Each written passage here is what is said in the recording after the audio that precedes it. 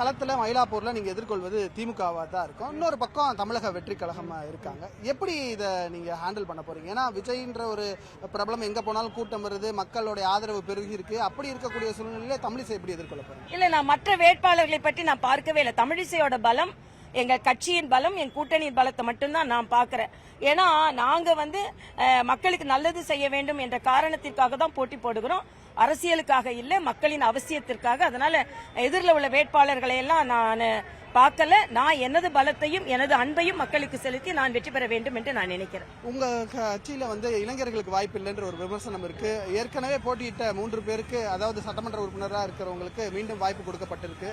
இதை எப்படி பார்க்க வேண்டியது இருக்கு? குறிப்பா அண்ணாமலை இல்ல அப்படின்ற ஒரு கேள்வி எல்லார் மத்தியிலும் எழுந்துகிட்டே இருக்கு. இளைஞர்களுக்கு வாய்ப்பு இல்லைன்னு சொல்ல முடியாது. எங்க கட்சியோட மருத்துவர் அணி செயலாளர் பிரவீன் 45 வயது தான் ஆகுது. கிருத்திகா அந்த பொண்ணுக்கு, அந்த வேட்பாளருக்கு, சின்ன பொண்ணுனால அப்படி சொல்லிட்டு, வேட்பாளருக்கு 40 வயது தான் ஆகுறது.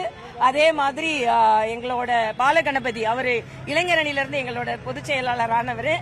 அதே மாதிரி தென்பகுதியில் போட்டி போடுற சில வேட்பாளர்கள், இவங்கெல்லாம் இளைஞர்கள் தான்.